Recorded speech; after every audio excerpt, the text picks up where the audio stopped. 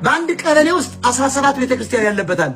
በአንዲት ቀበሌ ሃይማኖት ውስጥ ሽንቁራ ማርያም፣ ኮልኮሌ ማርያም፣ ዛፍ ላይ ማርያም ተገኘች እያልክ በሄድክ ቁጥር ዓለም ይስቅብሃል። ማዕይብ ነህ። ዛሬ አማዞንና ቴስላ ባለቤት የት ሄዱ መሰላችሁ? ቀለመስ መሬትን ለማየት አብረው ሄዱ። ከስፔስ ሆነ መለስ ተጠየቀ። የአማዞን ባለቤት በመሬት አዝናለዋል። ሲያየው ሌሎች ፕላኔቶች ሂውጅ ናቸው። ገና ሳይንስ አልደረሰባቸውም። የተወሰኑትን የደረሰባቸው ብዙ ሰው እዚያ መኖር ይችላል እያምናለሁ አለ። ግን መሬት ስናያት በጣም ጠባብ ናት። ወደ 8 ቢሊዮን ህዝብ ያዘች ናት። አዘንኩ። ከሌሎች ፕላኔቶች ስናያት ክኒን ነው የምታክለው። የኛ ፕላኔት ምንም የላትም ማለት ሪሶርስ አሁን እያለቀ የመሬት ሪሶርስ ምናልባት አፍሪካ ውስጥ ነው ያለው። እሱ ለመያዝ እኮ ነው እየመጡ ያሉት። ድሮ ተዋጋናቸው፣ አሁን ደግሞ ለነሱ ሀገር እየቆበልን ነው። ነገ ደግሞ ሊያለሙት ቢመጡ ደግሞ ተመልሰን እንሄዳለን። እንዲህ አይነት ጥቁር ነው ያጋጠመን። ዳንሻዬ እንዴት ነልኝ? ሁሉ ሰላም፣ ክብር ለኢየሱስ ይሁን። ሰላም ብያለሁ። ዳንኤል፣ ቪካ፣ ቴዲ፣ መጽሔት፣ ሱሊ፣ ክርስቲያን ወንድሞች ሁላችሁንም ሰላም ብያለሁ። ከእግዚአብሔር ከአባታችን ከጌታም ከኢየሱስ ክርስቶስ ጸጋና ሰላም ከሁላችሁ ጋር ይሁን። ስላገኘኋችሁ ደስ ብሎኛል። ተባረኩ። አሜን። እሺ ቴዲ ሰላም፣ ከየት ቤተ እምነት ነህ?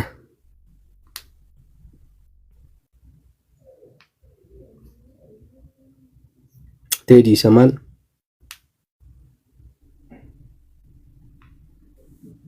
እንዴ? እሺ መጽሔት ሰላም ሰላም ዳኒ፣ እንዴት ነህ? ሰላም ነው፣ እግዚአብሔር ይመስገን። እንዴት ነሽ? እግዚአብሔር ይመስገን። እኔ እንኳን ሀሳብ አለኝና ሀሳቤ ምንድነው? አንደኛ እኛ ስንገባ ማለት ነው ከገባን በኋላ አታስጨርሰንም። ለምትጠይቀን ጥያቄ ደህና የሚሟገቱ ሰዎች ሲመጡ አታስጨርሳቸው። ምክንያቱም የቤተ ክርስቲያንን ነገር ሲናገሩ ለምንድን ነው የማታስጨርሳቸው? በመጀመሪያ ሲቀጥል ግን ውሸት ነው። ለምን አስጨረስክም? ኖ ዳኒ፣ ለምን እንደሆነ ታውቃለህ? ብዙ ቦታ ስላየው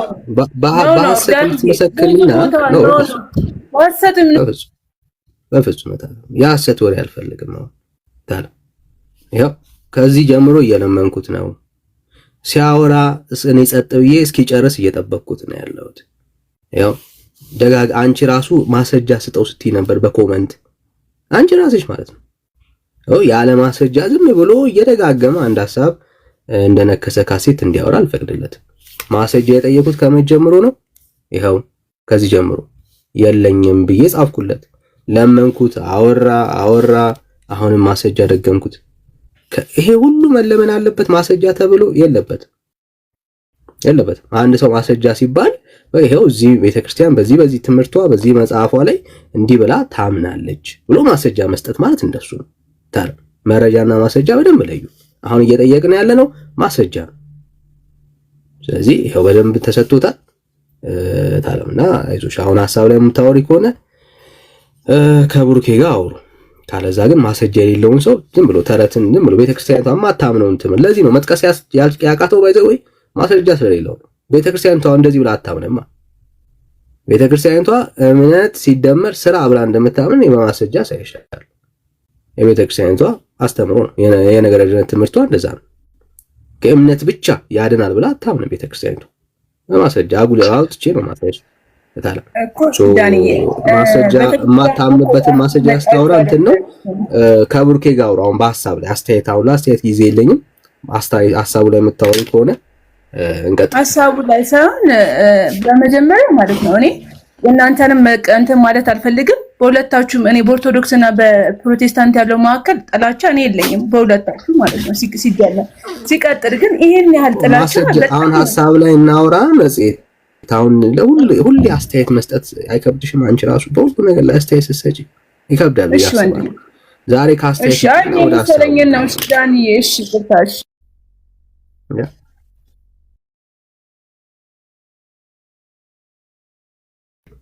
እሺ መሳይ እሺ ሰላም ነው ዳኒ? እንዴት ነህ? እግዚአብሔር ይመስገን። ሁላችሁም ሰላም እያለሁ አለን። ከየት ቤተ እምነት? ከኦርቶዶክስ ተዋህዶ። ድምፅህን ጮክ ማለት ትችላለህ? እሺ ሰው እንዳረብሽ ብዬ ነው።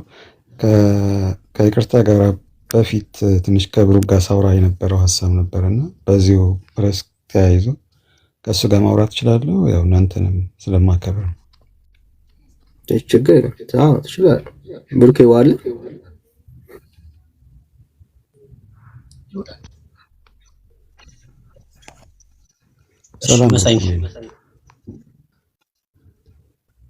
ሰላም ብያለሁ።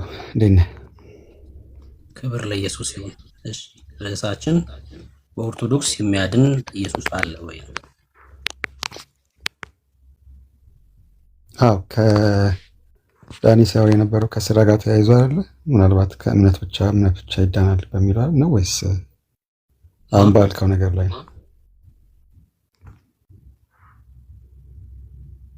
አልሰማሁም ደግሞ።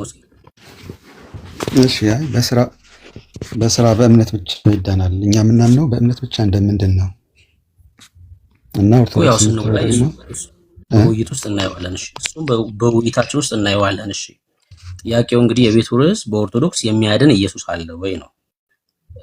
ንገረኝና ከዛ ጥያቄዎች እናንሳ።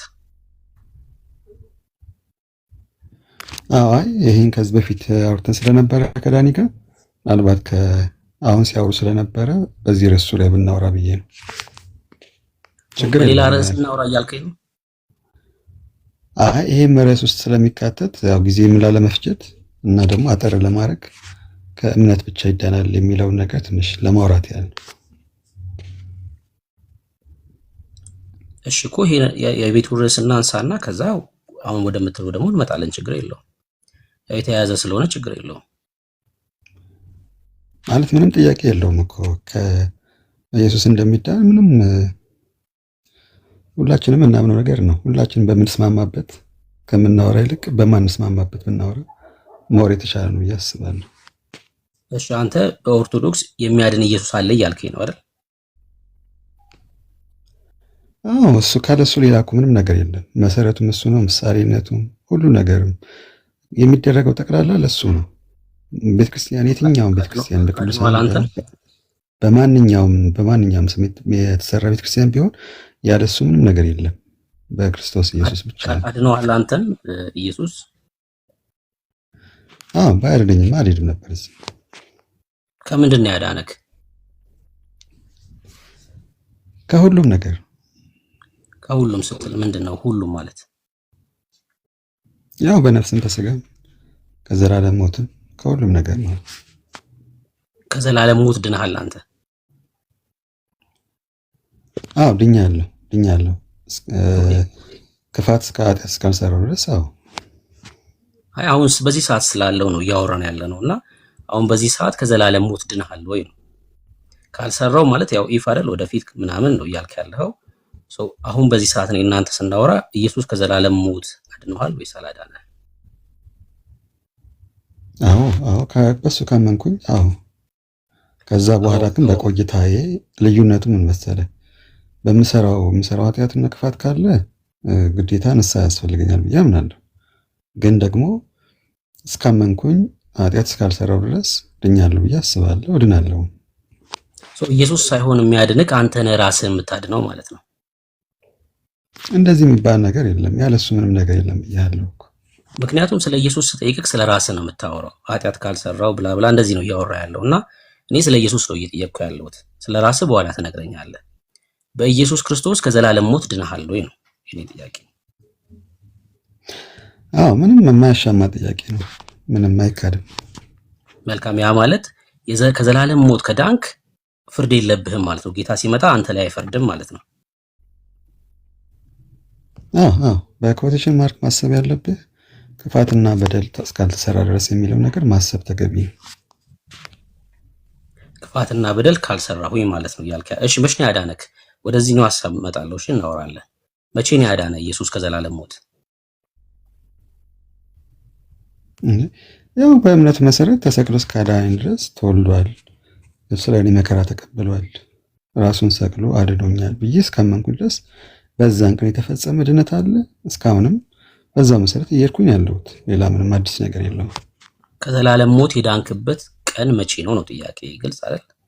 ከዘላለም ሞት አድኖኛል ስላልከኝ ያ ማለት አስቀድሞ በዘላለም ሞት ውስጥ ነበርክ ማለት ነው። ከመዳነ በፊት በኢየሱስ መቼ ነው ኢየሱስ ከዘላለም ሞት ያዳነክ? ማመን ከጀመርኩበት ጊዜ ጀምሮ ነው። መቼ ማለት ነው? ለምሳሌ እኔን ይሄን ጥያቄ ብጠይቀኝ 2014 ግንቦት ብዬ እነግርሃለሁ። ከሞት ወደ ህይወት የመጣሁበት ጊዜ ነው። አንተ መቼ ነው ዳንከው? ከዘላለም ፍርድ ያመለጥከው መቼ ነው? እኔ በ18 ዓመት በ17 በ18 ዓመቴ ኦርቶዶክስ ተዋህዶ እምነት ተጠምቄ እስካመንኩበት ድረስ ያኔ አምኛለሁ። ትክክል እንደሆነ መጽሐፍ ቅዱሳዊ ማስረጃዎች እንዳሉ አምኜ ተቀብዬ ከዛ ኦርቶዶክስ ተዋህዶ ቀጥተኛ እንደሆነች አምኜ ጌታችን ደግሞ እዛ እውነተኛ ጌታ እዛ እንዳለ አምኜ እስካሁን ድረስ ያው በዛ መንገድ እስካመንኩበት ጊዜ ጀምሮ እንደ ዳንኩኝ አስባለሁ። ኦኬ፣ የተናገርካችሁ ላይ ጥያቄ ጠይቀሃለሁ። ያ ማለት በ17 ዓመት ጌታን ተቀብለን ዳንከው ማለት ነው? አዎ ጌታን ተቀብያለሁ። ያኔ ከዛ በፊት አልተቀበልክም ነበርክ ማለት ነው አይደል? ከ17 ዓመት በፊት በነበረ ጊዜ አልተቀበልክም። ያኔ ምን እንደሆነ አላውቀውም፣ እንዴት እንደሆነ ስለ ጌታችን አላውቅም፣ ምንም ነገር አላውቅም። ሙስሊም ነበርክ? አይ አይደለሁም። ታዲያ ምን ነበር? ሌላ እምነት ውስጥ ነበርኩ። ምናልባት እዛ ሆኖም ትክክለኛ እምነት ውስጥ እንዳልነበርኩኝ አስብ ነበር። የት ነበርክ? የት ነበር የነበርኩ? ሌላ እምነት ምንድን ነው? ኦልሞስት ኦርቶዶክስ ተዋህዶ በሆነም ግን ያን ያህል በብዙ ምክንያቶች ትንሽ ራቅ ብዬም ስለነበረ እምነቱን አላውቀውም ነበረ። ስለ እምነቴ ብዙም አላውቀው ነገር ነበረ። በ40 ቀን ተጠምቀ ነበር ማለት ነው አይደል? በ40 ቀንም አልተጠመኩም ነው። በ40 ቀን አልተጠመኩም በእርግጠኝነት። ምናልባት በራሴ ኬዝ ምክንያት ይመስለኛል። እሱም ቤተሰቦቼ ሌላ እምነት ተከታዮች ነበር። አሁን ወደሱ ባንሄድ ደስ ይለኛል። ሌሎች ጥያቄዎች እንትን ከምትል እንደዚህ ግላዊ ሳይሆን መሳይ ለምን ታወራለህ? ከነዚህ ጋር ዝም ብሎ እኮ ነው በቃ የሚቀባጥረው። ገብቷል? ምንም ኦርቶዶክስ አሁን ይሄ የትንሽ ልጆች ባህሪ ነው። እሺ አትፍረዱበት፣ ችግር የለውም። አሁን ከዚህ ቤት አይሄድም። አሁን ይሄ ልጅ ክታችሁ ነው ይጽፋል። በቃ የልጆች ባህሪ ነው። መንፈሳዊ ዓለም ላይ ያላደጉ ሰዎች ልክ እንደዚህ አይነት ካራክተር አላቸው። አትፍረዱበት። እሺ ለምንድን ነው ይሄን እየጠየቅኩ ያለሁት? በ17 ዓመት ከሆነ ጌታን ተቀብለ ዳንከው፣ ከዛ በፊት የነበረው በ40 ቀን የተጠመቀው ጥምቀት አላዳነህም ማለት ነው። አንተ እኮ ነገር ያለው እኮ በሱ ጉዳይ ላይ ብዙ ማውራት አልፈልግም። ባጠይቀኝ ደስ ይለኛል። ምክንያቱም አሁን እያወራን ያለነው ማመን አንተ ስለ ራስ እንደነገርከኝ እኔ በዚህ ዓመተ ምህረት ድኛለሁ ጌታን ተቀብያለሁ እንዳልከኝ እኔም ደግሞ ነገርኩህ። ከዛው እኔ ለምን መሰለህ እንደዛ ያልኩ? ለምሳሌ እኔ በ40 ቀን ተጠምቄ ነበር። ኦርቶዶክሳውያን ናቸው ቤተሰቦቼ፣ ኦርቶዶክስ ነበርኩኝ። በጨለማ ውስጥ በሞት ውስጥ ነበር የነበርኩት። ወደ ክርስትና የመጣሁት 2014 ግንቦት ላይ ነው። ያኔ ጌታን ተቀብዬ ድኛለሁ። እንደዚህ ነው የምናገረው። እኔ ተጠምቄያለሁ፣ ጥምቀቱ አላዳነኝም። ኦርቶዶክስ ነበርኩ፣ በጨለማ ነበርኩኝ። ጌታን ስቀበል ግን ወደ ህይወት መጥቻለሁ። ሶአይ እንደዚህ ነው የምናገረው እኔ። ለዛ ነው እየጠየቅኩ ያለው። ተሽ ችግር የለውም። አሁን አጠይቀኝ ብለኛል። ጌታን ስትቀበል ነው ከዘላለም ሞት ያመለጥከው አንተ። አዎ እውነተኛ ጌታ ስለሆነ ማለት ነው። ኦርቶዶክስ ቀጥተኛ መሆኗን ተቀብዬ ነው የዳንኩት አልክ ስትናገር፣ ስህተት ነው? አዎ እውነተኛ ጌታ ማለት ያው መጽሐፍ ቅዱሳዊ ማስረጃዎች አሉ። እውነተኛ ጌታ የኔ ጥያቄ ነው መመለስ ያለብህ። ኦርቶዶክስ ቀጥተኛ መሆኗን አምኜ ተቀብዬ ነው ዳንኩት ስትል ሰማሁ። ትክክል ነው? እንደዛ ብለሃል? በትክክል ካልተረዳሁት እንዳልፈው ብዬ ነው። ልክ ነህ ብሩኬ። ምን መሰለህ ዝም ብዬ የተቀበልኩት ነገር ሳይሆን መጽሐፍ ቅዱስን ይዤ ጠይቄ ነው። ምናልባት እንደው ኦርቶዶክስ ቀጥተኛ መሆኗን የሚያሳይ የመጽሐፍ ቅዱስ ጥቅስ ንገረኝ። ኦርቶዶክስ ቀጥተኛ መሆኗን ተቀብላችሁ ትድናላችሁ የሚል መጽሐፍ ቅዱሳዊ ማስረጃ ንገረኝ እኮ። ትርጉሙ እኮ ኦርቶዶክስ ማለት እኮ ትርጉሙ እንትን ላይ የቃላት ፍቺ ላይ ብትገባ ኦርቶ ማለት ቀጥተኛ ማለት እኮ ነው። ትርጉሙ እኮ ይገልጽልሃል እንትን ነው መጽሐፍ ቅዱስ ነው ተቀብላችሁ ነው የምትድኑት የሚል ማስረጃ ካለ ሰው ኢየሱስን ተቀብሎ እንጂ የሚድነው ኦርቶዶክስ የተባለውን ኦርጋናይዜሽን ወይ ደግሞ እንትኑን አይደለም ተቀብሎ ሊድን የሚችለው። ለዚህ ማስረጃ ካለ ኦርቶዶክስ ማለት ቃሉ ቀጥተኛ ቢሆንም የራሷ ስርዓት ያላት የራሷ ትምህርት ያላት ስለሆነች ኦርቶዶክስን ስትቀበል ነው የምትድነው የሚል ማስረጃ አስተይ እንዴ እንደዚህ የሚባል ነገርማ በሃይማኖት ጉዳይ ላይ ቀጥተኛ ነው እንደዚህ ነው ሃይማኖት ትክክል አይደለም የሚለውን ሐሳብ ለማንሳት ምናምን ከሆነ የእናንተንም ፕሮቴስታንት እምነት ተቀበል የሚለውን ቃል ላነሳ እችላለሁ ማለት ነው። እንደዚህ አይነት ነገር ባለው እኛ እንልም እኛ አይደለም ሃይማኖት ከተባለ ሃይማኖት አለ መጽሐፍ ቅዱስ ሃይማኖታችሁን ተቀበሉ ለሃይማኖታችሁ ተጋደሉ የሚል ቃል እንትን አለ መጽሐፍ ቅዱስ ላይ አሳይ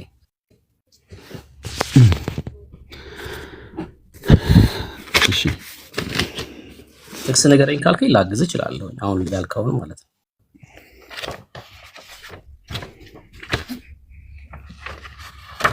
እሺ ገታ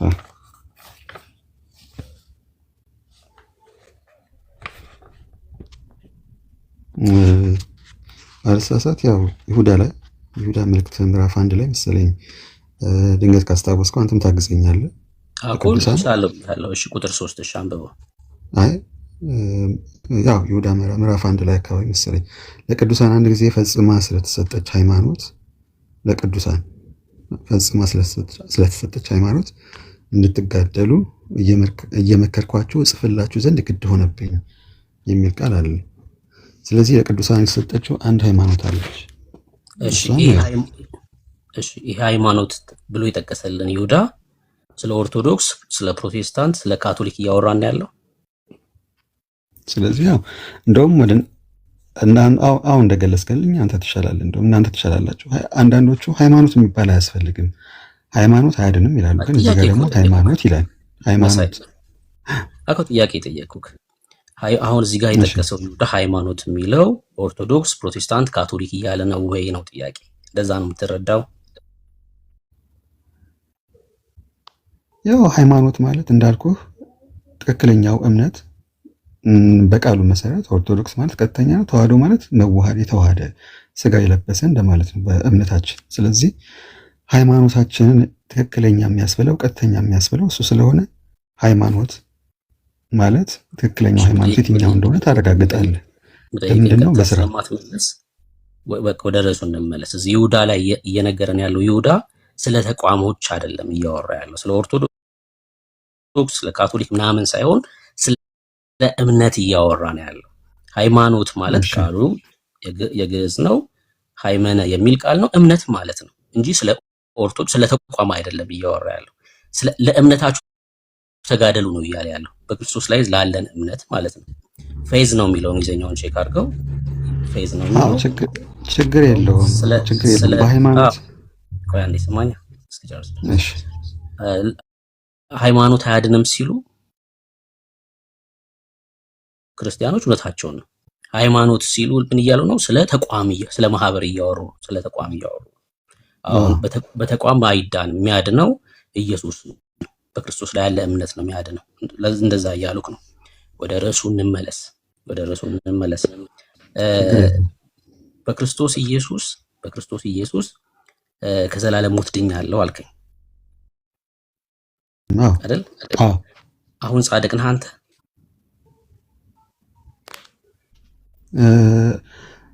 አዎ ከዳንኩኝ አዎ እንደዛ ነኝ ብዬ አስባለሁ። ግን ኃጢአት ከሰራው ደግሞ በደለኛ ነኝ ብዬ አምናለሁ እኮ። አሁን በዚህ ሰዓት ጻድቅ ነህ? ከዳንኩኝ ካልክ እኮ እርግጠኛ አይደለም ማለት እኮ። መልስ አሁን ግራ ነው የሚያጋባው። እርግጠኛ ሆነ እስካልነገርከኝ እኮ። እሺ አንዴ እሺ ብሩክ ይኸውልህ ምን እንደሆነ ታውቃለህ? ሰው ነኝና የሆነ ስህተት ልሰራ እችላለሁ። ጥፋት ሊኖርብኝ ይችላል። ስለዚህ ጥፋት እስካለብኝ ድረስ ጥፋቴን እስካረምኩኝ ቤተክርስቲያን አባቶች ጋር እስከቀረብኩኝ ድረስ ምናልባት በዛ መንገድ ኃጢአቴ እንደገና ይቅር ይባላል ብዬ አምናለሁ። ምክንያቱም አሁን በዚህ ሰዓት ንጹህ ነኝ ጻድቅ ነኝ ብሎ መመጻደቅ አያስፈልግም። ግን ጻድቅ አይደለም ኖ አሁን እኔ በእምነቴ በኩል ጻድቅ ኃጢአት ካልሰራው አው ጻድቅ ነኝ። ግን ኃጢአት ካለብኝ ደግሞ ጻድቅ አይደለሁም። እሺ አላቅም ነው እያልከኝ ያለው። ጻድቅ ልሁን አልሁን አላቅም ነው እያልከኝ ያለው። ስለዚህ ይሄ የግል ጥያቄ ስለሆነ እኔ እንደዚህ በድያለሁ እንደዚህ አድርጌያለሁ ከማለት ይልቅ ስራዬን እስካወቅኩ ድረስ ንጹህ ከሆንኩኝ ጻድቅ ነኝ። በቃ አሁን በዚህ ሰዓት ግን እኔ ራሴን ስለማውቀው ጻድቅ ልሆን አልችልም። የሆነ የሰራው ስህተት ካለ እሱም ማስብ ከሆነ ጻድቅ አይደለሁም ብዬ አምናለሁ። ምክንያቱም ስህተት ይኖርብኛል፣ ኃጢአተኛ ልሆን እችላለሁ። መልካም። ጻድቃን ያልሆኑ ሰዎች ታዲያ የዘላለም ሕይወት አላቸው ወይ ደግሞ መንግስተ ሰማያት ይገባሉ? በእግዚአብሔር መንግስት ውስጥ ነው ያሉት? ማለት ይዳናል። በብዙ መንገድ የሚዳንበት መንገድ አለ። ለምሳሌ አንዳንድ ጊዜ የጳውሎስ ራሱ ሲናገር በጽድቅ መንገድ የሚጓዙ እግዚአብሔርን የሚጠሩ አንዳንድ ጊዜ ባለመፍረድ በንጽህና በቅድስና የሚጓዙ ጻድቃኖች ይኖራሉ። ኃጢአት ቢሰሩም ጻድቅ ሰባት ጊዜ ምን አልከኝ አንተ? ስለ ጻድቃንማ ብታወራ ከሆነ በቃ የእግዚአብሔር መንግስት ውስጥ ያሉ ናቸው እነሱ። እኔ አይደለሁም ኃጢአት ስለምሰራ ጻድቅ ልሆን አልችልም አልከኝ። ጻድቅ ካልሆንክ አንተ የዘላለምን ሕይወት ልታገኝ ትችላለህ ወይ? ወደ እግዚአብሔር መንግስት ልትገባ ትችላለህ ወይ ነው ጥያቄ። ስለ አንተ ነው ጥያቄ። እሺ አዎ እንትን ካልኩኝ ከተመለስኩኝ ኃጢአት ካልሰራው ኃጢአቴን ተናዝዤ ቤተክርስቲያን የምታዘኝ ነገር ካደረግኩኝ አዎ። ኦኬ ከአንተ የሚጠበቅ ነገር ነው ያለው ማለት ነው። ያ ማለት አንተ የዘላለም ሕይወት በአንተ እጅ እንጂ በኢየሱስ አይደለም ማለት ነው። ለዛ እኮ ነው በኢትዮጵያ ኦርቶዶክስ ኢየሱስ ክርስቶስ እንደሚያድን እርግጠኛ ስላልሆናችሁ የመጀመሪያ ወጣ ነው። እኔ በጣም ክርስቲያኑ ራስ ወዳድ ነው። መሞት ስለማይፈልግ ወደ እሳት መጣል ስለማይፈልግ ከዛ ስፍራ ወጥቷል ክርስቲያኑ። ለምን እንዳልኩ ራስ ወዳድ ስለሆነ ነው። መሞት አንፈልግም። እርግጠኛ የሚያደርገን ክርስትና ነው። አያይ ከሃይማኖቱ ዓለም ስትወጣ ወደ ክርስትና ስትመጣ ነው እርግጠኛ የምትሆነው። ምን አለ መሰለህ ሃይማኖት ተቋም ነው የሚል አለ። እስቲ ያሳየኝ አንተ። ሃይማኖት ተቋም ነው የሚል መጽሐፍ ቅዱስ ላይ ያሳይ። ብዙ ጊዜ ሃይማኖትን ተሽታረ ትጨርስ ጠይቀኛለሽ። ትንጨርስ ጠይቀኛለህ። እሺ መሳይ ቀጥል። እሺ በቃ ያው አጠር እናድርገውና አንድ ከስራ ጋር ተያይዞ ትንሽ አውርተን ከዛ እኔ እንትን አለው ወንድሞች ይለቃለሁ። ይኸውልህ ምን አለ መሰለህ በሰው በምድር እስካለ ድረስ ግዴታ መውደቅና መነሳት ይኖረዋል። አንተ አሁን እስካሁን ድረስ ባለበት ታይም ምናልባት የጽድቅ ስራ ልትሰራ ትችላለህ፣ ኃጢአትም ልትሰራ ትችላለህ፣ ልትወድቅም ልትነሳም ትችላለህ። ስለዚህ በዛ ሂደት ውስጥ ኃጢአት ውስጥ እስካለ ድረስ የመዳን እንትን አጠያያቂ ነው ሊሆን የሚችለው። ስለዚህ ቶሎ ብለህ ስለራስህ ነው ማውራት ያለው። እሺ ይቅርታ ብሩኬ። ምን አለ መሰለህ የሰው ልጅ በምድር ላይ ሲኖር ምንጊዜም እንትን ይኖርበታል፣ ስህተቶች ይኖርበታል፣ አይጠፋም። ግን በእምነት ውስጥ እስካለ ድረስ እምነት ያድነኛል ብሎ ካመነ እምነት ከሚያዘው ውስጥ አንዱ መጽሐፍ ቅዱሳዊ ከማስረጃን ጨምሮ መጽሐፍ ቅዱስ የሚለውን ነገር ማድረግ አለበት። እሱ ምንድነው? ወዲያውኑ የሰራውን ስራ ካለ በቤተክርስቲያን በምታዘው መሰረት መጽሐፍ ቅዱሳዊ ማስረጃውን ተጠቅሶ ቤተክርስቲያን ሄዶ ከዛ በኋላ በዚህ የዘላለም ሕይወት የሚገኝበትን መንገድ አለ። ለምሳሌ አንዱ ያው ንስሐ ነው። እውነት ለመናገር ከሆነ ንስሐ ነው። ንስሐ ደግሞ ዝም ብለን እንትን የምንለው ነገር የራሳችን ለጌታ ብቻ የምንናዘዘው ነገር አይደለም። ራሱን የቻለ መጽሐፍ ቅዱሳዊ በስርዓቱ መንገድ ሄደን ለአባቶች እንናገራለን። አባቶች የሚያዙን ቅድመ ስርዓት አለ። ማስረጃ አስተኛ ለምትናገር ለአባቶች ሄዶ መናገር ነው የሚለውን ማለት ነው። ያው ራስን ለካህን አሳይ የሚለው ጌታችን ያዘዘው ቃል አለ። ኦርቶዶክሳውያን ፕሊስ ውጡ ከነዚህ ጋር። እነዚህ እኮ ወረበላ ናቸው። በእናታችሁ መሳይሁን ከዚህ ጋር ታወራለህ። በእናት እግዚአብሔር ምስክሬ ነው። አይ ወልደ ገብርኤል። እሺ ቀጥል መሳይ። እስኪ ማስረጃ አስተኝ ራስን ለካህን አሳይ የሚለው ነገር ነው። ራስን ለካህን አሳይ ጌታችን ኢየሱስ ክርስቶስ ጴጥሮስን ሲነግረው ሰይጣን ነው ሰው ነው የሚሳደብ ሰይጣን ነው እንዴ? አሁን ገብቶ የነበረው ወልደ ገብርኤል የሚለው ሰይጣን ነው እንዴ? የአባቱን የሰይጣን የሚናገረው? እሺ ይኖራል፣ ችግር የለውም። ያው አንዳንድ ጊዜ እንደዚህ አይነት ሰዎች ይኖራሉ፣ ችግር የለውም። ግን እኔ ብሩኬን ከዚህ በፊት ስላላገኘሁት አውርተን ስለነበር የዛሬ 5 ቀን ከ6 ቀን በፊት እንደዚህ አግኝቼህ ነበር እና ከዳኒ ጋርም ትንሽ አውርቻለሁ፣ ያቀኛል። ግን ትንሽ ላውራ ብዬ ነው። አሁን ርዕሱን ትንሽ ተቀይሮብኝ ነው እንጂ ላውራ የፈለኩት ርዕስ ሌላ ነበረ። ግን አሁን ስላነሳ ችግር የለውም፣ ሌላ ጊዜ ገብቼ ማውራት እችላለሁ በሌላ ርዕስ። ግን አሁን ትንሽ በምን ርዕስ ነው ልታወራኝ የፈለከው? እኮ አሁን በስራ ይዳናል አይዳንም ሲል ነበር። አሁን ከዳኒ ከእንትና ከቀድሞ ከነበረው ልጅ ጋር ሲያወራ ነበርና በሱ ዙሪያ ነበር ላውራ የፈለኩት። አሁንም የጠየቀኝ ጥያቄ እሺ፣ የጠየቀኝ ጥያቄ ምን ነበረ? ራስን ለካህን አሳይ ይላል ብለህ ስላልከኝ ማስረጃ አስተኛልኩ እኮ። ስልጣን ሰጣቸው አባቶች አሉ። ለምሳሌ ከአንድ ሐዋርያው ጴጥሮስ እነሆ ለአንተ የመንግስተ ሰማያትን ቁልፍ ሰጥቻለሁ እንዳለው ባለው መሰረት የማሰርና የመፍታት ስልጣን ሰጥቷቸዋል። ከዛ ውስጥ አንዱ በምድር የምታስረው በሰማይ ታስር ይሆናል፣ በምድር የምትፈታው ደግሞ በሰማይ የተፈታ ይሆናል ስላለ አሁን ደግሞ ምንድነው ያ ማለት እኮ አንተ አለት ነህ ማለት ነው። አለትነት ውስጥ በአለትነት ቤተክርስቲያንን በአንተ አለትነት ቤተክርስቲያንን መሰረታታለሁ ስላለ እሱ ማለት የማሰርና የመፍታት ስልጣን ተሰጥቶታል ጴጥሮስ። ምን ማለት ነው? ማሰርና መፍታት ምን ማለት ነው ጥያቄ። ምንድነው ማሰርና መፍታት? እንዴ ማሰርና መፍታት ምን ማለት ነው? የሚፈታው እኮ ስልጣን ሰጥቷቸዋል፣ ቁልፍ ሰጥቷቸዋል፣ የመንግስተ ሰማያትን ቁልፍ ሰጥቷቸዋል አባቶች። ጥያቄ መሳይ ማሰርና መፍታት ስትል ምን ለተደርታክ ነው? ምንህን ነው አንተን የሚያስርግ የሚፈታክ? ርዕሱ እየሰፋ መጣ እኮ አሁን ፖይንት እየራቅን ነው። ቱ ዘ ፖይንት ለምን አንሆንም ለማለት ነው። እሺ ቀጥል መሳይ።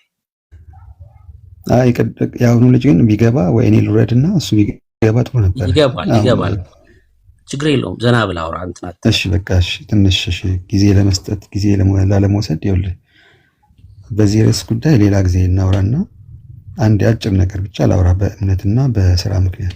ምክንያቱም አሁን ርዕሱ በጣም እየሰፋብን ብዙ ቦታ አሁን እኮ አንተ ነህ እኮ አሁን እኔ አንተን እየተከተልኩ ነው ያለሁት እንድታወራ ስለፈለኩ። ኦኬ ገብቶሃል? እየተከተልኩ ያለሁት ማስቆም እችላለሁ፣ ግን ጥቅስ እየጠቀስክ እንድታወራ ስለፈለኩኝ ነው እየተከተልኩ። እሺ እንድትድን ስለፈለኩኝ ነው። በቃ እንድትድን ስለፈለኩ። እሺ ወደ እንትናችን እንመለስ። እሺ አሁን ቀጥታ በቃ ቃል በቃል እናወራሽ። እሺ ጥቅስ ጠይቃለሁ ስታወራ እርግጠኛ ነው። እሺ ጠይቀኝ። እሺ የዘላለም ህይወት ላይ እያወራን ስለሆነ በስራክ እድናለሁ ብለህ ታምናለህ? ወይስ አንተ በስራ እድናለሁ ብለህ ታምናለህ? በስራ ትድናለህ? እድናለሁ። እስኪ ጥቅስ ስጠኝ። በስራችሁ ትድናላችሁ የሚል ማስረጃ ከእግዚአብሔር ቃል። ያው ታውቃለህ፣ ግልጽ ነው እኮ እምነት ብቻ እንደማያስፈልግ እምነት ብቻ ምንም እንደማይሰራ መጽሐፍ ቅዱስ ላይ አለ። ያዕቆብ መልእክት ላይ 2:14 ላይ አለ።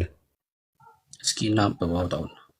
አሁን የጠየቁህ እኔ በስራ መዳን እንዳለ የሚያሳይ ጥቅስ ነው የጠየቁህ አይደል? እሱን ነው ይመቻል። ብሩክ ይመቻል። ታነባዋለህ አንተ ያዕቆብ 2:14 አነብልሃለሁ።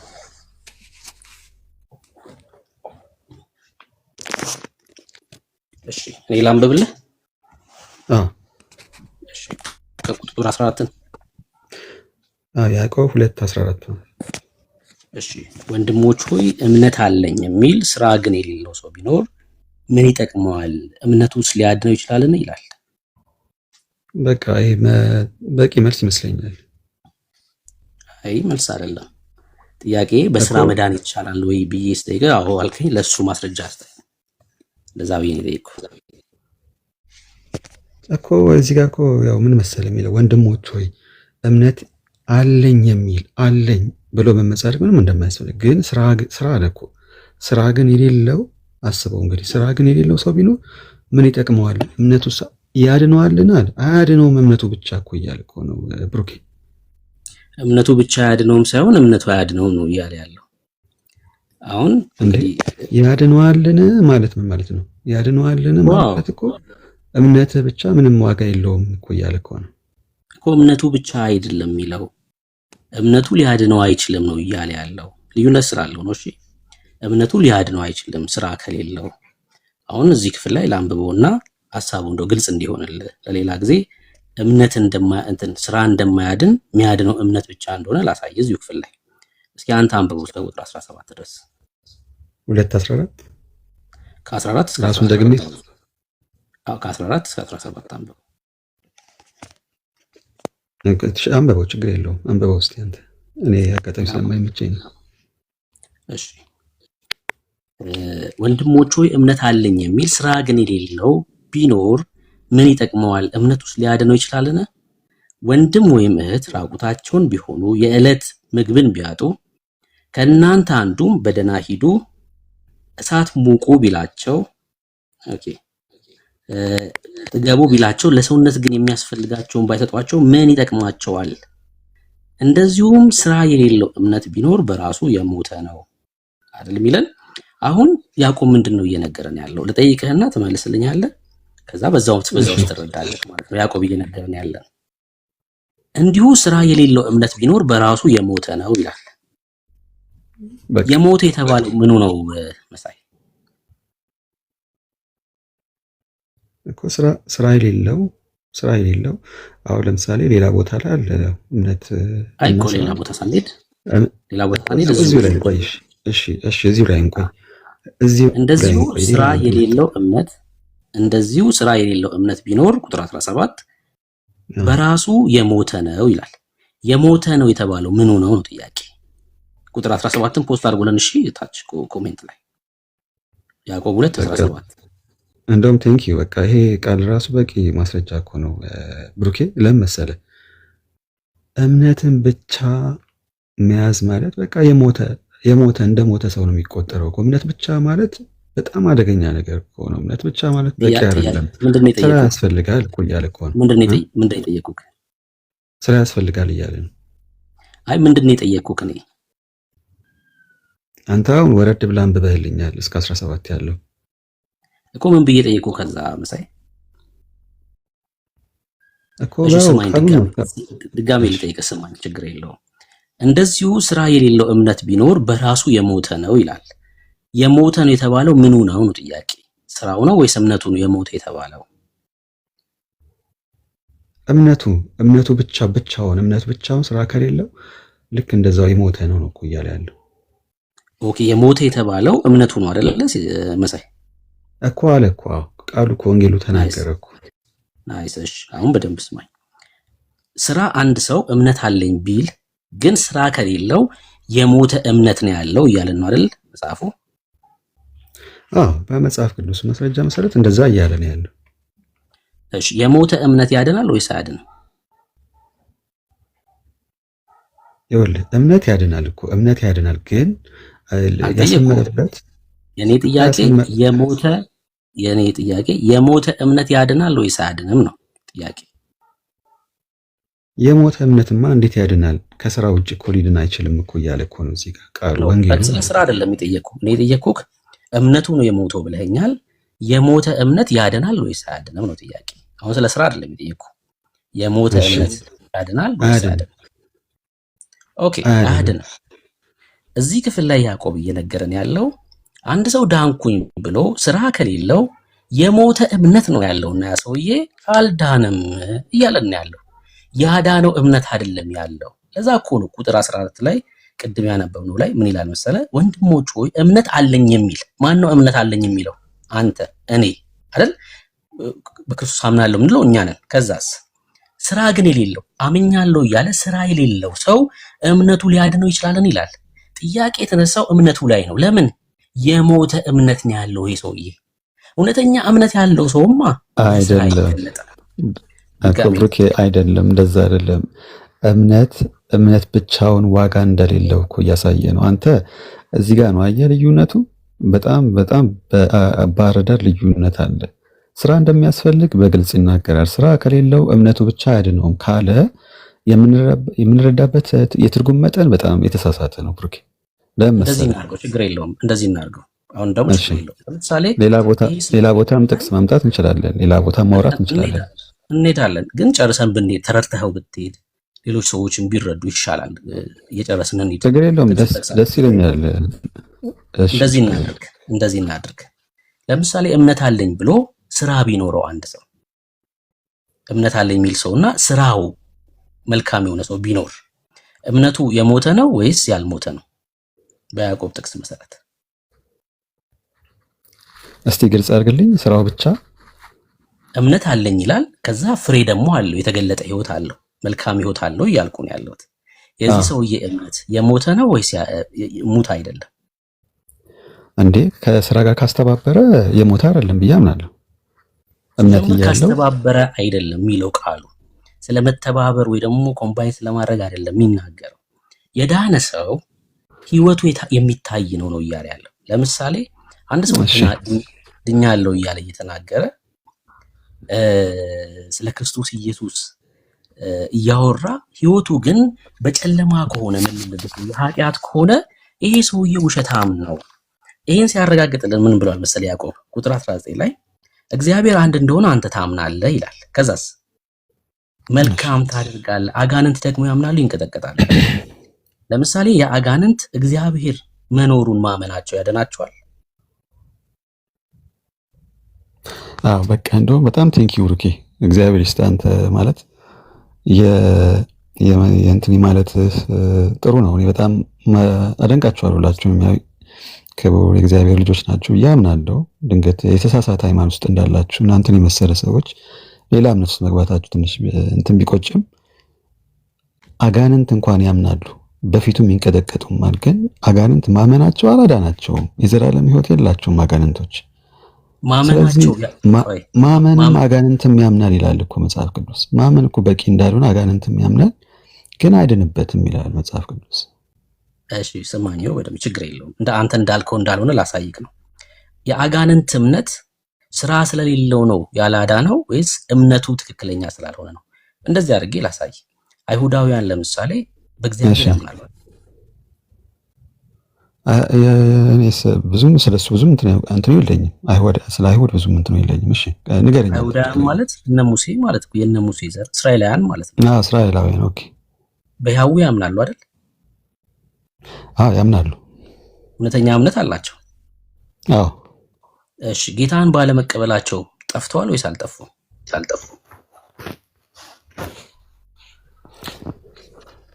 ጠፍተዋል። ምናልባት እንግዲህ እሱን ከተቀበሉ በኋላ መከራ ደርሶባቸዋል። ብዙም ታሪኩ ላይ ብዙም አይደለም እንደ መጽሐፍ ቅዱስ። ጥያቄ ወደ ገዛ ወገኖቹ መጣ፣ የገዛ ወገኖቹ አልተቀበሉትም ይላል ዮሐንስ 1:11 ላይ። በእግዚአብሔር እኮ ያምናሉ እነዚህ ሰዎች፣ በያህዌ ያምናሉ፣ የኪዳን ሰዎች ናቸው። ግን ኢየሱስን ባለመቀበላቸው ምክንያት ወደ ህይወት መምጣት አልቻሉም አይደል? ያልተቀበሉት ሊድኑ አይችሉም አይደል ኢየሱስን? ኦኬ። እነዚህ ሰዎች ግን እኮ እግዚአብሔርን ያምናሉ። አየህ፣ አጋንንት ደግሞ ያምናል ተባለ። የአጋንንት እምነት ግን የሚያድነው እምነት አይደለም።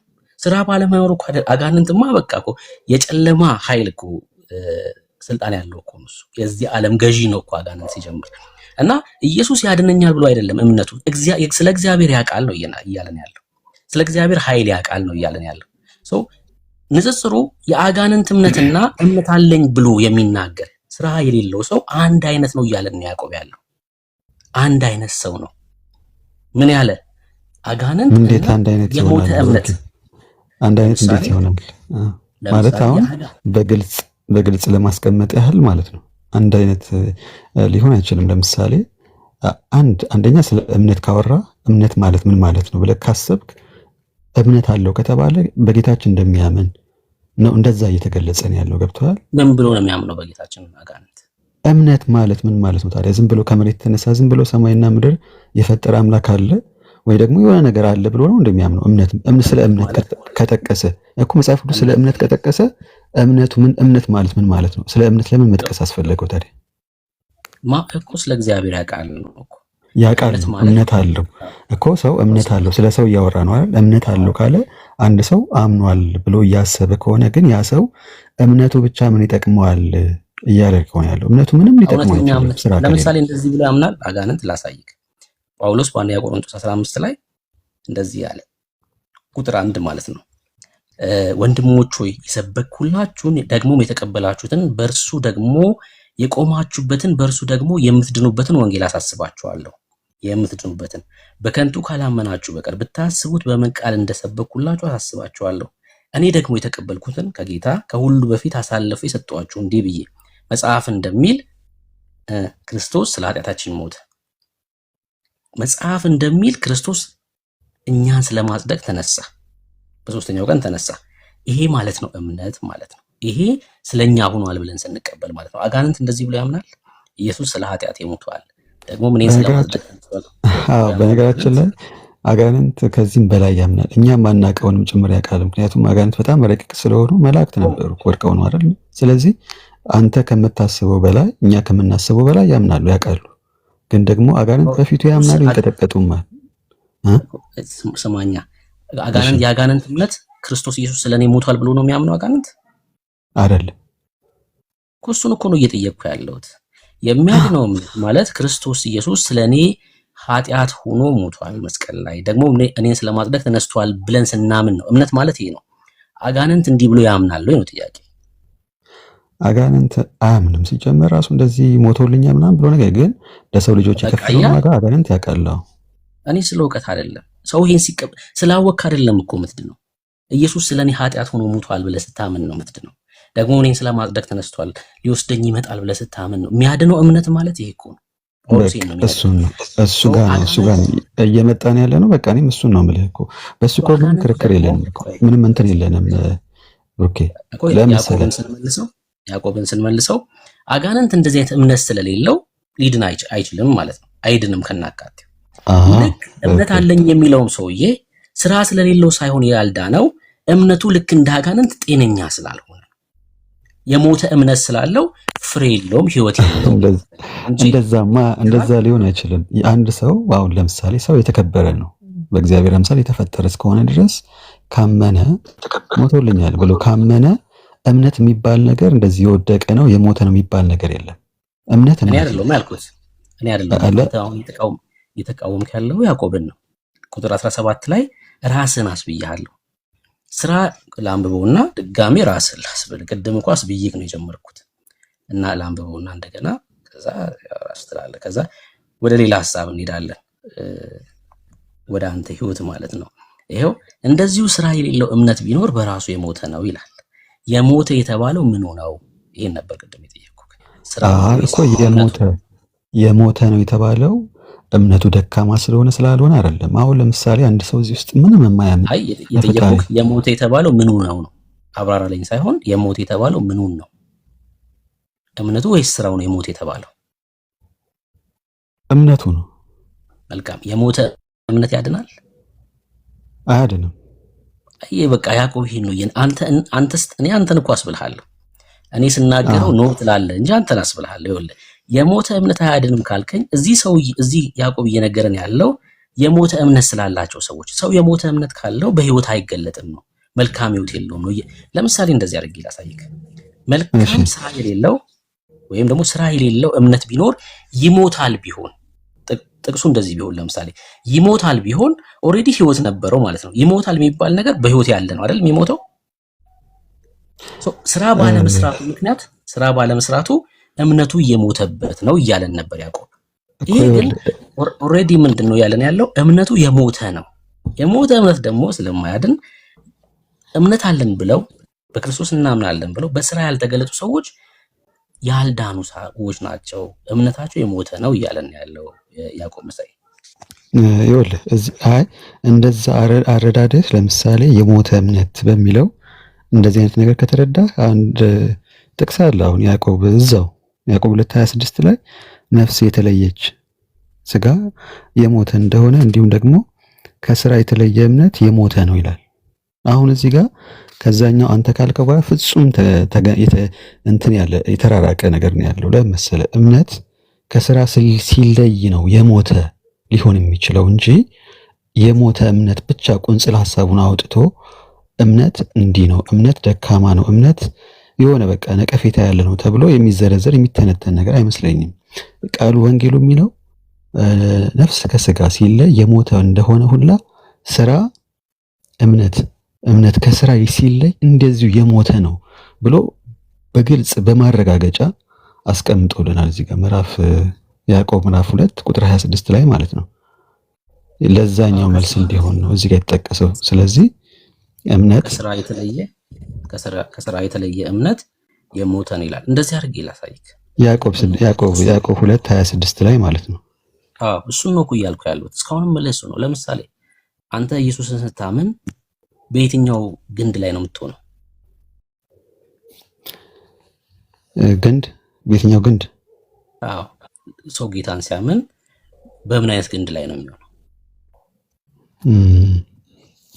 ያው የሱ ቅርንጫፎች አሉ። በሱ ግንዱ የወይን ግንዱ እሱ ነው። ቅርንጫፎቹ ደግሞ እኛ ነን ማለት ነው። አንተ ክርስቶስ ላይ ነው ያለው አሁን? አዎ እንደዛ ነው። እርግጠኛ ነህ? አዎ። እሺ ክርስቶስ ላይ ያሉ ቅርንጫፎች ክፉ ማፍራት ይችላሉ? መልካም ግንድ ላይ ያሉ ሰዎች፣ እውነተኛው ግንድ ላይ ያሉት ሰዎች ክፉ ያፈራሉ? አዎ እንደዛ ማፍራት እንዳለብን አሁን መልካም ፍሬ የማያፈራ ዛፍ ሁሉ ይቆረጣል ይላል። መልካም ፍሬ ማፍራት ያስፈልጋል። ጥያቄ መመለስ ያለብን በመልካም ዛፍ ላይ ያለ ክፉ ፍሬ ማፍራት ይችላል ወይ? ክፉ ፍሬ ማፍራት አይችልም። ግን ከአንዱ ፍሬ ከአንዱ ፍሬ ጋር ልዩነት ሊኖረው ይችላል። ማያፈራ ከሆነ ደግሞ እኮ እዛው ዛፍ ውስጥ እያለ ልዩነት የፍሬ ልዩነት ሊኖር ይችላል። ጥያቄ ግን ክፉ ሊያፈራ ይችላል ወይ ነው። ይሄ ያው ማንኛውም ዛፍ መልካም እስከሆነ ድረስ በጌታችን ኢየሱስ ክርስቶስ ጋር ድረስ ክፉ ሊያፈራ አይችልም። መልካም ፍሬ ነው የሚያፈራው። እውነተኛ እምነት ያለው ሰው በህይወት ይገለጣል ማለት እኮ እሱ እኮ ነው። መልካም ታፈራለህ እውነተኛ ግንዱ ላይ ከተገጠምክ ካንተ ስላልሆነ። ለምሳሌ ማቴዎስ ወንጌል መጽሐፍ ምዕራፍ 7 ቁጥር 18 ላይ መጽሐፍ ቅዱስ አንብበው። መልካም ዛፍ ክፉ ፍሬ ማፍራት ወይም ክፉ ዛፍ መልካም ፍሬ ማፍራት አይቻለውም ይላል። መልካም ዛፍ ሆኖ ክፉ አያፈራም፣ ክፉ ዛፍ ደግሞ ከሆነ መልካም ማፍራት አይችልም እያለ የእግዚአብሔር ቃል ይናገራል። በእውነተኛ ግንድ ላይ ከተገጠምክ አንተ በእውነተኛው ግንድ ላይ ከሆንክ ያለው ክፉ አታፈራም ማለት ነው። ያዕቆብ እሱን እየነገረን ያለው አንተ እውነተኛው ግንድ ላይ ሆነሃል ወይ? እውነተኛው ግንድ ላይ የሆነ ሰው መልካም ህይወት አለው፣ የሚታይ ህይወት አለው። ያዕቆብ ይሄን ነው የሚነግረን መሳይ ወንድሜ እኮ። እኔም እያልኩ ያለሁት ብሩክ ለምን መሰለህ? ስለዚህ ወደ እንትናችን ስንመለስ መልካም ፍሬ ማፍራት የግድ ነው። መልካም ፍሬ ማፍራት እንደሚያስፈልግ በህይወት ዘመን ያስፈልጋል። ስለዚህ ከስራ ጋር የተገለጸው ወንጌል ላይ የተነገረው ያዕቆብ እንዳስቀመጠልን የእምነት ማንኛውም ሰው እንደው ምስኪኑም ባለሀብቱም በጣም በጽድቅ መንገድ ላይ ትልቅ ደረጃ ላይ ያለ በወንጌሉም አዋቂ ነኝ የሚለው ምንም በቃ ተራ የሚባለው ከነዚህ ከተናናሾች አንዱ እንዳትንቁ፣ የነሱ ጠባቂ እግዚአብሔርን የአብ ፊት ያያሉና ይላል ጌታችን። ስለዚህ የሚናቅ ሰው የለም። ሰው ደግሞ በአጠቃላይ በምድር ላይ የተፈጠረ ሰው ጠቅላላ የተከበረ ነው። ምክንያቱም ዝም ብሎ የመጣ ነገር አይደለም፣ ምክንያት ይኖረዋል። ስለዚህ ያ ሰው ደግሞ እምነት ሊኖረው ይችላል። እምነት በቃ ወንጌል ሲሰበክለት ልክ የተሰበከውን ወንጌል ይቀበልና አምኛለሁ ካለ በወንጌል በቃ እምነቱ ደካማ ይሞተ የሆነ በቃ የሚያስጠላ ነው የሚባል ነገር አይደለም። ከዛ በኋላ ግን ምን ማድረግ እንዳለበት በመጽሐፍ ቅዱስ ይናገራል። ከዛ በኋላ ስራ መስራት እንዳለበት ብቻውን እምነቱን እንደማያድን 4 ነጥብ ማረጋገጫ አለ። እሱ ምንድነው? የሞተ የሚያደርገው ምንድነው? መልካም ስራ ያለ መስራቱ ችግር ነው። ጥሩ ስራ ያለ መስራቱ ችግር ነው። ለዛ ነው ነፍስ ከስጋ ሲለይ ሲርክስ ሲሞት እንደተገለጸው ማለት። እምነት ብቻ ምንም አይጠቅመውም፣ ተው እምነትን አይጠቅማችሁም እየተባለ ነው። ስለዚህ መልካም ስራ ደግሞ ካልሰራ ያ ሰው ምንድነው የሚሆነው? ኦልሞስት በቃ እንትን ውስጥ ሊገባ ነው፣ ጥያቄ ምልክት ውስጥ ሊገባ ነው ማለት ነው። ለዛ ነው ያዕቆብ እንትን ያደረገን ማለት ነው። ስለዚህ ይህንን ወንጌል ይህንን ቃል በቃል መሻር አንችልም፣ ወንጌል ስለሆነ ያው መጽሐፍ ቅዱስ ላይ ስለሆነ ማለት ነው። ብሩኬ እሺ እንግዲህ በተደጋጋሚ እያወራን ተመልሶ እዛው ጋር ነው ያው መሳይ የሚመለሰው መጽሐፍ ቅዱስ። እሺ በቃ ለወንድሞቼ ልልቀቅ መሰለኛል። እሺ ቀጥል። እሺ ሳሰማት አትውረድ። በተደጋጋሚ እንግዲህ እንዳነሳ ነው የእግዚአብሔር ቃል የሚናገረው ስራ ያድናል እያለ አይደለም። ለምሳሌ ስራ መስራት ግዴታ ነው አለ መሳይ። ኦፍ ኮርስ አዎ ስራ መስራት እኮ ግዴታ ነው፣ ምንም ጥያቄ የለውም። በቃ እግዚአብሔር ይስጥህ፣ እሱን ነው የምለው እኔ። በቃ ቴንኪው መሳይ፣ ቴንኪው በጣም እናመሰግናለን። በደንብ አስተምራቸዋል መሳይ፣ ቴንኪው። እንግዲህ ለጠሪ በአንድ ቃል ይበቃዋል። ኧረ ችግር የለውም። እኛን ይጠይቀን፣ ልቀቅለት መሳይ እኮ ሚውት አድርገውና ከዛ እናወራለን ካንተ ጋር ደግሞ። ስማኝ ወልደ መሳይ በደንብ እኛ ክርስቲያኖች ስራ መስራት አያስፈልግም ብለን እኮ አናውቅም። የምንሰራው እኮ እኛ ነን። እንደውም ወይም የተገለጠ ህይወት ያለን እኮ እኛ ነን። ግን ስራ መስራት ያስፈልጋል ስንል ለመዳን አይደለም። ለመዳን የሚሰራ ስራ የለም። የዳነ ማንነት ስላለን ነው የምንሰራ። አየ ስራ አሁን ለምሳሌ ድነናል፣ ከዛ እንደፈለግ ቆያ ስማይ እስኪጨርስ ድነናል፣ ከዛ እንደፈለግን በኃጢአት በዝሙት ምናምን ኖራለን ብለን አናውቅም። ሲጀምር የተቀበልነው መንፈስ እንደዛ እንድንኖር አይፈቅድልንም። እኛ ፈልገን አይደለም ይኸውልህ መልካም ህይወት እንኳን ምን ኖረው ማለት ነው። መጽሐፍ ቅዱስ ሲናገር ሰዎችን ሁሉ የሚያድን የእግዚአብሔር ጸጋ ተገልጧል ይላል። ይኸውልህ የእግዚአብሔር ጸጋ ምን የሚያደርግ ሰዎችን ሁሉ የሚያድን፣ ይሄ ሰዎችን ሁሉ የሚያድነው የእግዚአብሔር ጸጋ ደግሞ ምን ይላል መሰለ? ይህም ጸጋ ኃጢአተኝነትን ዓለማዊ ምኞትን ክደን የተባረከውን ተስፋችን እርሱም የታላቁ የአምላካችንና የመድኃኒታችን የኢየሱስ ክርስቶስን ክብር መገለጥ እየጠበቅን ራሳችን በመግዛት በጽድቅ እግዚአብሔርን በመምሰል በአሁን ዘመን እንድንኖር ያስተምረናል። ከመሆና የተቀበልነው መንፈስ የተቀበልነው የዳንበት ጸጋ ማንነታችን የሚቀይር ነው። አስቀድመን የቁጣ ልጆች ነበርን፣ የዚህ ዓለም ልጆች ነበርን። በዚህ ዓለም ስንኖር ደግሞ የነበረን ህይወት አለ። ልክ ወደ ክርስትና ስትመጣ የእግዚአብሔር መንፈስ ነው የምትቀበለው። የእግዚአብሔር ልጅ ትሆናለህ። ህይወትህስ ከዚህ ዓለም እንደመጣክ እኮ ነው። ይዘህ የምትመጣው ልምምድ አለ። በአይምሮ መታደስ ያስፈልጋል።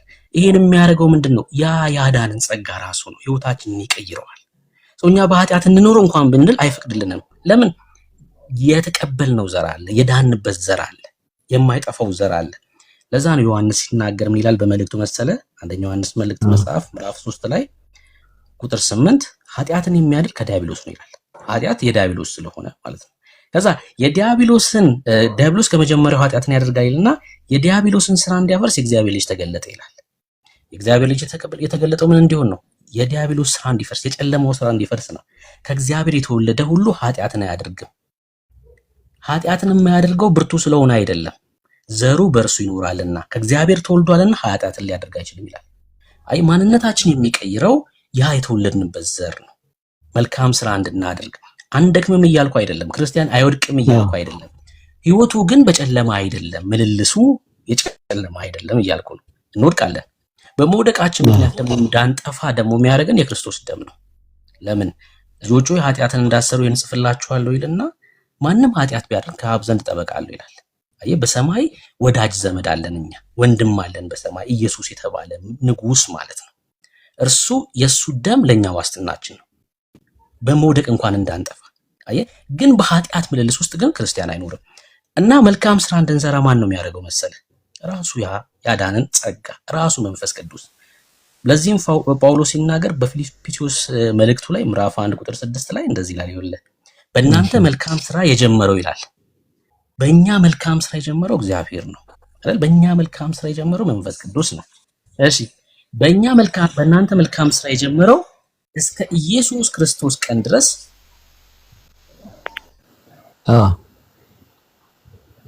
ተቋርጣ እንሰማለን። እሺ፣ አዎ የገባው ሰው ድምጽ ስላለ ነው። ፊልጵስዩስ 1:6 ላይ በእናንተ መልካምን ስራ የጀመረው ይላል። ምን ያደርጋል? እስከ ኢየሱስ ክርስቶስ ቀን ድረስ እንደሚፈጽመው ተረድቻለሁ ይላል። በእኛ መልካምን ስራ የጀመረው እርሱ እግዚአብሔር ያጸናናል ማለት ነው። እንድንበረታ ከዓለም ይዘነው የመጣነው ልምምድ እየጣልን ክርስቶስን እንድንመስል ያገዘናል ማለት ነው። ይኸውልህ መሳይ፣ እኔ በእግዚአብሔር ፊት ነውር አልባ ነኝ። አይገርምም? በድፍረት ነው የምናገረው። በእግዚአብሔር ፊት መቆም እችላለሁ። የእግዚአብሔር ጽድቅ ነኝ እኔ። አይ የሰው ጽድቅ ሁሉ አይደለም ያለኝ፣ የእግዚአብሔር ጽድቅ ነው ያለኝ። ነውር አልባ ነኝ። በእግዚአብሔር ፊት ያለ ፊት መጨማደድ መቆም እችላለሁ። ይሄን ስል ክርስቲያኖች ይሄን ሲናገሩ ኃጢአት አንሰራም አንስትም እያሉ አይደለም። ትምክት የሆነ በሰማይ ዘመድ አለን እያሉ ነው። የክርስቶስ ደም ዋስትናችን ነው እያሉ ነው። ስለኛ አቅም እያወራን አይደለም። ስለ ጽድቅ ስናወራ፣ ስለ ዘላለም ሕይወት ስናወራ፣ ስለ ጉልበታችን፣ ስለ አቅማችን እያወራን አይደለም። ጻድቅ ስላደረገን ስለ ክርስቶስ ኢየሱስ እያወራን ነው።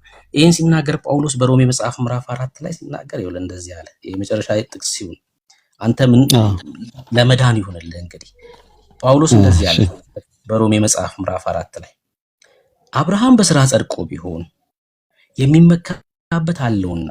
በስራ ጸድቆ ቢሆን አብርሃም ትምክት ነው። ለምሳሌ በላብ ጥረህ ግረህ ቤት ብትሰራ መኪና ምናምን ብትገዛ ከዛ የላቤ ዋጋ ነው ትላለህ፣ ትመካለህ ማለት ነው። ጀግና ነኝ ትላለህ። አብርሃም በስራው ጸድቆ ቢሆን በጉልበቱ ጸድቆ ቢሆን አስቆጥሬ ነው ይላል ማለት ነው። ነገር ግን ከእግዚአብሔር ዘንድ አይደለም። እና ምንድነው መጽሐፍ ምን አለ? አብርሃም እግዚአብሔርን አመነ፣ ጽድቅ ሆኖ ተቆጠረለት። አስቆጥሮ ሳይሆን ተቆጥሮለት ነው። እምነቱ ጽድቅ ሆኖ ተቆጥሮለት ነው እንጂ የሱ አቅም አይደለም፣ የሱ በስራው አይደለም፣ በእምነቱ ነው። እሺ ከዛስ ለሚሰራ ደሞዝ እንደ ዕዳ እንጂ እንደ ጸጋ አይቆጠርም። ለሰራህበት እግዚአብሔር ይከፍላል፣ ደሞዝ አለክ እያለ ነው። ግን ስራ ጸጋ ሊሆን አይችልም። ለምን? የላብ ዋጋ ነው። ጸጋ ስጦታ ነው። እኔ መኪና ገዝቼ ብሰጥ ስጦታ ነው እንጂ የላብክ ዋጋ አይደለም። ሰርተ በጉልበት ብገዛ ግን ስጦታ አይደለም፣ የላብክ ዋጋ ነው ያ መኪና ማለት ነው። አየህ፣ የዘላለም ህይወትም ጸጋ እንጂ የላብ ዋጋ አይደለም። ሰርተክ ለሰራበት እግዚአብሔር ይከፍላል፣ ሪዋርድ አለ ከእግዚአብሔር ዘንድ። ድነትሳ መዳን የዘላለም ህይወትስ እሱ ጸጋ ነው፣ ጸጋ ነው ይልና ቁጥር 5 ላይ ለማይሰራ ይላል። አይገርምም? ይሄን ቃል አንብቦሽ ሮሜ 4:5 ለማይሰራ እሺ፣ ኃጢአተኛውንም በሚያጸድቅ ለሚያምን ሰው። ኃጢአተኛውን የሚያጸድቀው ማን ነው? እግዚአብሔር። በእርሱ ለሚያምን ሰው እምነቱ ጽድቅ ሆኖ ይቆጠርለታል። አስቆጥሮ አይደለም ተቆጥሮለት ነው። ኃጢአተኛ እኮ ነው። አዎ እግዚአብሔር በምሕረቱ ባለጸጋ ስለሆነ ከወደደን ከትልቅ ፍቅሩ የተነሳ በበደላችን በኃጢአታችን ሙታን እንኳን በሆነን ጊዜ ከክርስቶስ ጋር ህይወትን ሰጠን ይላል መጽሐፍ። ለምን? እግዚአብሔር በምሕረቱ ባለጠጋ ስለሆነ። እኔም ይሄን ነው የምልህ መሳይ። በእግዚአብሔር መንግስት ውስጥ ሰርተ ወጥተ ገብተ የምታገኘው የዘላለም ህይወት የለም መሳይ። ምክንያቱስ ደካማ ስለሆንክ እኔም ደካማ ስለሆንኩ። ለዛ ነው ኢሳይያስ ሲናገር ጽድቃችን የመርገም ጨርቅ ነው ብሎ የሚናገረው። ጽድቅ የመርገም ጨርቅ ማለት የመርገም ጨርቅ ታውቃለህ? ሴቶች የወር ግዳጃቸው የሚጸዳደቡበት የሚወጡበት ማለት ነው። በዚህ ዘመን ሞዴስ ማለት ነው። ጽድቃችን ነው እሱ። እሺ ኃጢአታችን አይደለም፣ ክፋት በደላችን አይደለም። ጽድቃችን እንደዛ ከሆነ ማንም እዚህ ምድር ላይ በእግዚአብሔር ፊት መቆም የሚችል የለም ማለት ነው። እኔን ጨምሮ አንተ፣ ማርያም፣ ጳውሎስ ጨምሮ እነ ጴጥሮስ ጨምሮ በእግዚአብሔር ፊት መቆም አይችሉም። ለምን? ሰው ስለሚስት፣ ሰው ስለሚወድቅ። ለዛ ነው መክብብ ሲናገር በመጽሐፉ በምዕራፍ 7 ቁጥር 20 ላይ በምድር ላይ በእግዚአብሔር ፊት አንድም ጻድቅ የለም ይላል። በእግዚአብሔር ፊት መቆም የሚችል የለም። ታዲያ እንዴት ነው በእግዚአብሔር ፊት ምን ቆመው? ራሱ የእግዚአብሔር ጽድቅ አስፈልጎናል። ኢየሱስ ክርስቶስ ቀራኒው ላይ ስለኛ ኃጢአት ሆነ። ኃጢአት ሰርቶ አይደለም ኢየሱስ፣ ኃጢአት ተደረገ እያልኩ ነው ያለሁት። ሆነ ኃጢአት የማያውቀው እኮ ነው ስለኛ ኃጢአት ሆነ። እኛስ ጽድቅ የማያውቀን የነበርን እኛ በእርሱ ሆነን ምን ሆንን?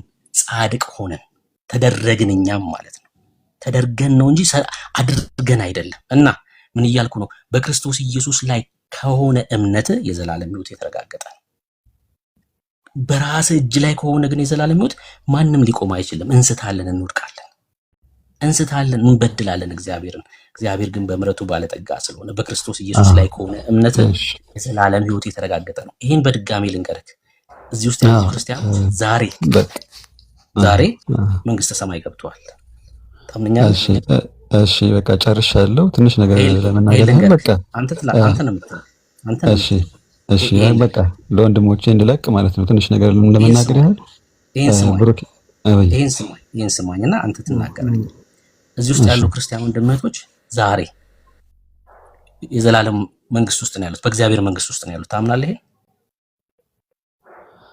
አይ እንደዚህ የሚባል ትምህርት እንኳን የለም። እዚህ ውስጥ ስላሉ ብቻ ይዳናል የሚል ነገር የለም ብሩኬ። እሺ ስማኝ አንዴ ጥቅስ ላነብልህ ነው። እዚህ ዓለም ላይ ሁለት መንግስት ነው አይደል ያለው? እዚህ ዓለም ላይ ብዙ መንግስቶች አሉ። አይ አሁን ይሄ ስለ ኢትዮጵያ መንግስት ነው ያወራ አይደለም ያሉት። እሱን አይደለም ያወራ ያሉት። በሰይጣን ቁጥጥር ስር ያለው የጨለማው መንግስት ነው አይደል? አንደኛው መንግስት ይሄን ዓለም የሚገዛው ማን ነው? ይሄን ዓለም የሚገዛው ማን ነው? አሁን እየገዛ ያለው በእርግጥ ያው ብዙ የኃጢአት ስራዎች የሰፉበት ስለሆነ የአጋንንት አሰራር ይበዛል። የዚህ ዓለም ገዢ አጋንንት ነው፣ መጽሐፍ ቅዱስ እንደዛ ይላል። እሺ ሁለተኛው ኪንግደም ደግሞ የብርሃን መንግስት ነው አይደል? የእግዚአብሔር መንግስት ነው አይደል? የእግዚአብሔር መንግስትና የዚህ ዓለም ገዢ የሆኑ የአጋንንት መንግስት አለ። አሁን እኛ በእግዚአብሔር መንግስት ውስጥ ነው ያለ ነው አልኩ። ክርስቲያኖች እዚህ ውስጥ ያሉት ጴንጤዎች ማለት ነው። ጳውሎስ እንደዚህ ይላል በቆላስይስ መልእክቱ መጽሐፍ ምዕራፍ 1 ቁጥር 13 እና 14 ላይ ክብር ለኢየሱስ ይሁን፣ እርሱ ከጨለማ ስልጣን አዳነን ይላል። ይሄ የጨለማው ስልጣን ማለት የዚህ ዓለም ገዢ የሆነው የሚቆጣጠረው ማለት ነው። የጨለማው ዓለም ገዢ ነው እሱ አጋንንት። ከዛስ አዳነን ይልና ከጨለማው ስልጣን ቤዛነቱንም እርሱንም የኃጢአት ስርየት ወዳገኘንበት ወደ ፍቅሩ ልጅ መንግስት አፈለሰን ይላል። ከጨለማው መንግስት ወዴት ነው የፈለስነው? ወደ ፍቅሩ ልጅ መንግስት ነው። ይሄ ፍቅሩ ልጅ መንግስት የት ነው? የእግዚአብሔር መንግስት ነው። አየህ፣ መፍለስ ማለት ከአንድ ስፍራ ወደ ሌላ ስፍራ መሄድ ማለት ነው። እኛ ምን ሆነናል? ከጨለማው መንግስት በክርስቶስ ኢየሱስ ደም በእግዚአብሔር ፊት ነውር አልባ ሆነን ወደ ፍቅሩ ልጅ መንግስት ፈልሰናል። አሁን ያለነው በእግዚአብሔር መንግስት ውስጥ ነው ያለነው። ከዛ እኮ ነው ከእግዚአብሔር ጋር ህብረት የምናደርገው፣ የእግዚአብሔርን ድምጽ የምንሰማው። እዚህ ምድር ላይ ሆነን በእግዚአብሔር ኪንግደም ውስጥ ነው ያለነው። አየህ፣ የዘላለም ህይወት ማለት ይሄ እኮ ነው፣ ማንነት ነው። ከዛ ከእግዚአብሔር ጋር ህብረት የሚያደርጉ የእግዚአብሔር ልጆች ማለት ነው። አሁን እኛ በእግዚአብሔር መንግስት ውስጥ ነው ያለነው። ልክ ስጋችን ስናርፍ ከዚህ ዓለም ስንለይ ማናውቀው አካል ጋር አይደለም የምንሄደው። አሁን ህብረት ወደምናደርገው አምላክ ነው የምንሄደው።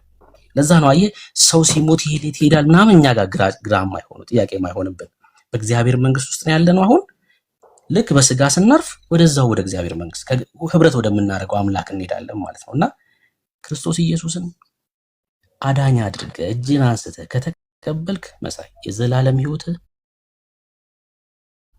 በቃ እርግጠኛ ሆኗል ማለት ነው። የዘላለም ህይወት ክርስቶስ ኢየሱስ ብቻ ስለሆነ ተባረክ።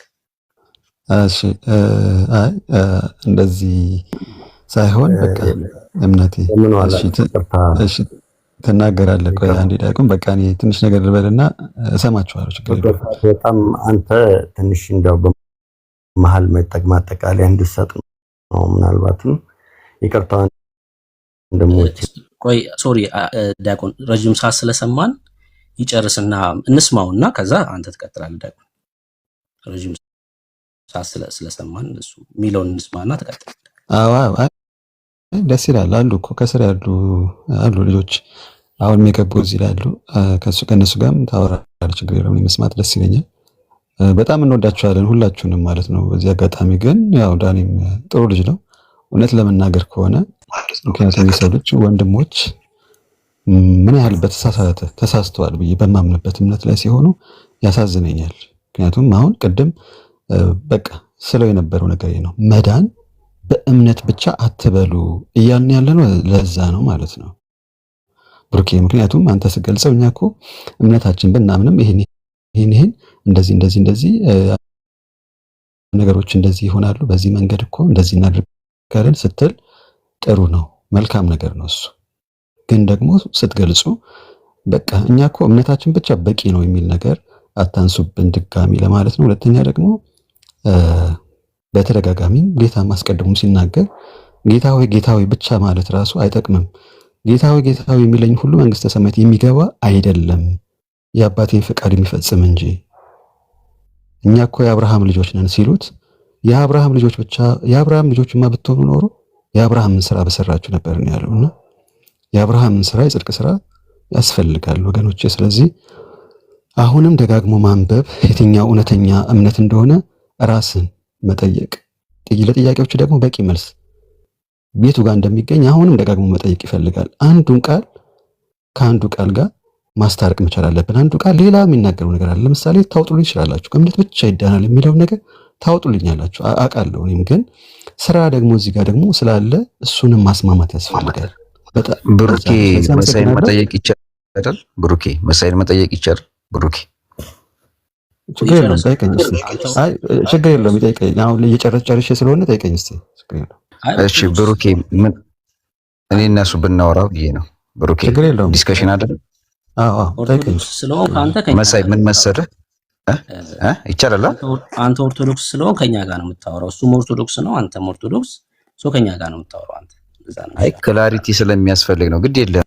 አይ ችግር የለውም። እኔ እኮ እየሰማሁ ሚዩት አድርግና እነሱ ሲጨርሱ ከዛ እናወራለን። ችግር የለም። አንተው ሚዩት አድርግና እሺ መሳይን ጠይቀዋለሁ። እሺ ሚዩት አደርጋለሁ። እሺ ባይ ዘ ዌይ ስም ቀይረህ ብትመጣም እናውቃለን እና አትረብሽ። በቃ አዲስ አትሁን ብራዘር። ሚዩት አድርገህ ስማ፣ ከዛ እሱ ሲጨርስ እናወራለን።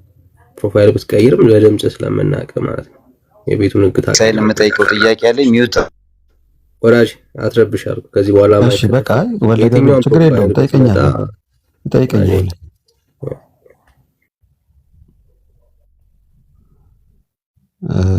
እኔ በቃ በዚህ እጨርሳለሁ። ሌላው በቃ በጣም አመሰግናለሁ። በዚህ አጋጣሚ ያው ቃሉን ወንጌል ብቻ ስላወራን ደስ ብሎኛል። ሌላ እንትን ውስጥ ሳንገባ ማለት ነው። ብሩኬ በዚህ አጋጣሚ በጣም ያው የረቀቀ እውቀት እንዳለ እንደዚሁ ያስታውቃል። ሁለተኛ ግን ቃሉን ወንጌሉን መስመር ሰዓት ማወቅ ብቻውን በቂ አይደለም። እንደገና ደግሞ ትርጉም ምን ማለት ነው የሚለውን ነገር ማሰብ ያስፈልጋል። በቃ እኔ ጨርሻለሁ። አመሰግናለሁ። ሁላችሁንም መልካም ጊዜ፣ መልካም አዳር ይሁንላችሁ። ተባረክ፣ ጌታ ይባርክ። አትጥፋ። የሰማኸው ቃል ደግሞ ለህይወት ይሁንልህ።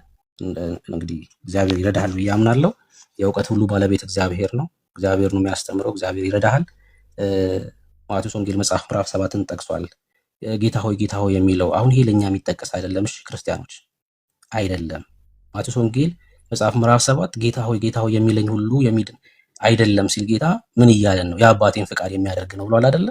የአባቱ ፍቃድ ምንድነው? ዮሐንስ ወንጌል መጽሐፍ ምዕራፍ 6 ቁጥር 39 እና ቁጥር 40 ላይ ሲናገር ጌታ ራሱ ልጅን አይቶ ወይ ደግሞ በክርስቶስ ኢየሱስ የሚያምን ሁሉ የዘላለም ሕይወት እንዲያገኝ እንጂ እንዳይጠፋ የአባቴ ፍቃድ ይህ ነው ብሏል ጌታ ኢየሱስ ክርስቶስ።